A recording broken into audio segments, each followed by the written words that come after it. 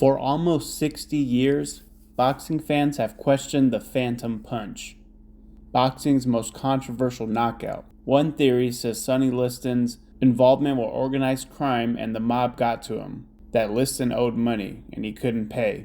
If somebody did kill Sonny, he probably wasn't surprised by it.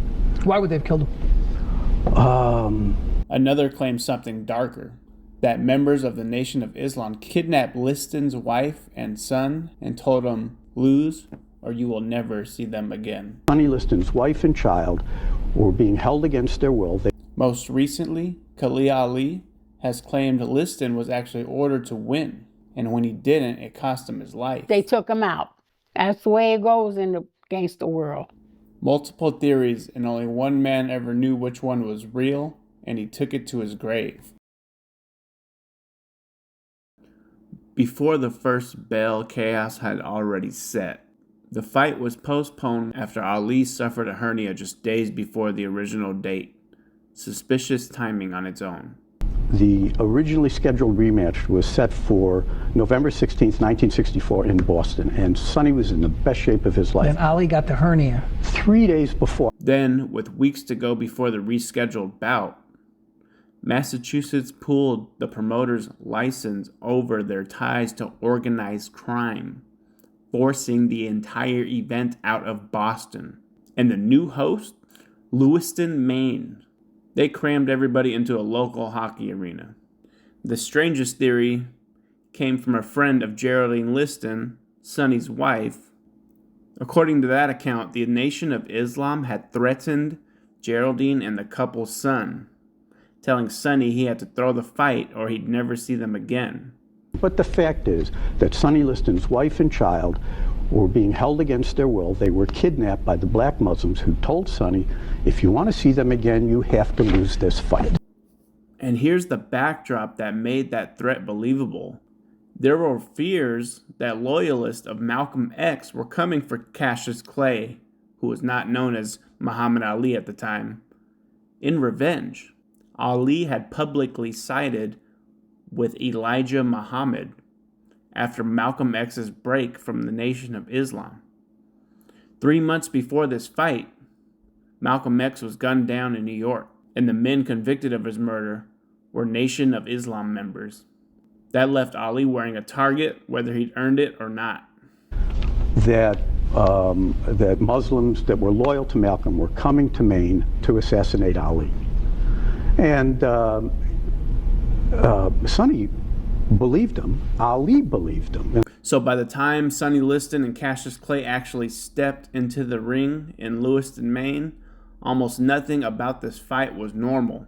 A postponed date, a promoter's license yanked over mob ties, a relocation to a hockey rink in a town of 41,000 people, a murdered civil rights leader, a boxer with a target on his back, and I wouldn't put it past the Nation of Islam, a kidnapping threat hanging over the other man's head, over Sonny Liston's head. Whatever you believe, this fight was never going to happen under normal circumstances. The chaos started weeks before anyone threw a punch. So what happened when that bell finally rang?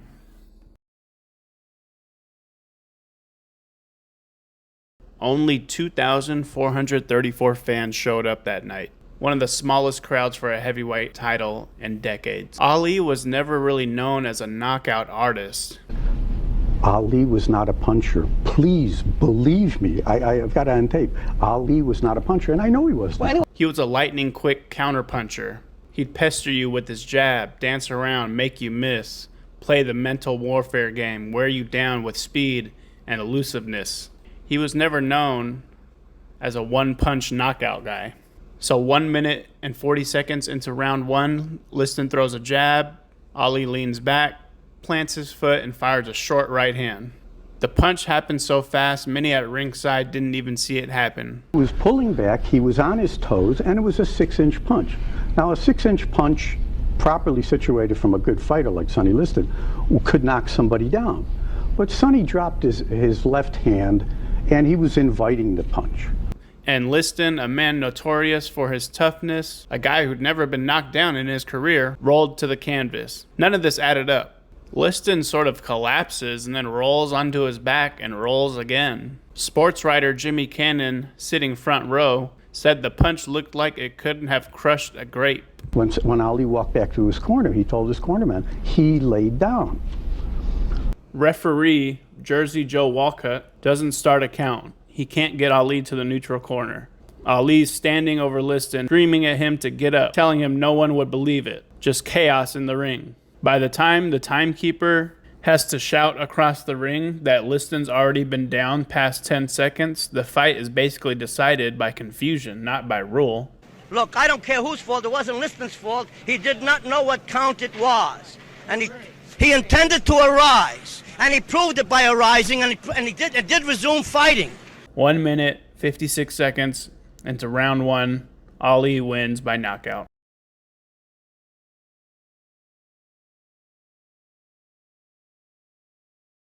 After the fight, Liston's reputation was in tatters. Many people labeled him corrupt, a mafia stooge. He kept fighting for 5 more years, winning most of those fights by knockout, until his final bout against Chuck Wepner, the real-life fighter who inspired Rocky.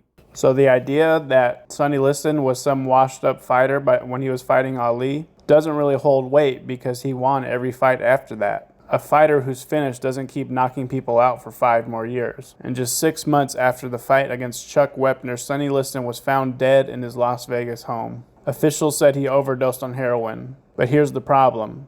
Liston was deathly afraid of needles. Friends and family say he would never inject himself with anything. Khalia Ali's versions of events says gangsters took him out and that Sonny Liston was no longer even using drugs by that point. Oh, gangsters killed Sonny Liston because he didn't, Ali wasn't going to take the fall. He had got off of heroin. He wasn't even on heroin anymore. They took him out. That's the way it goes in the gangster world. Either way, Liston was still moving in dangerous circles. Even if he wasn't involved in organized crime, he appears to have had involvement with drugs, and if you're involved with drugs, then you're dealing with possibly the mob. So based on the evidence, the circumstances surrounding the fight of both fighters, Liston and Ali, I think there's no way this was not a rigged fight.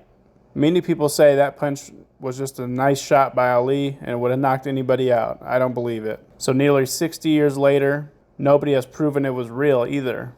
And whatever the truth about that night in Lewiston really was, Sonny took it with him to his death.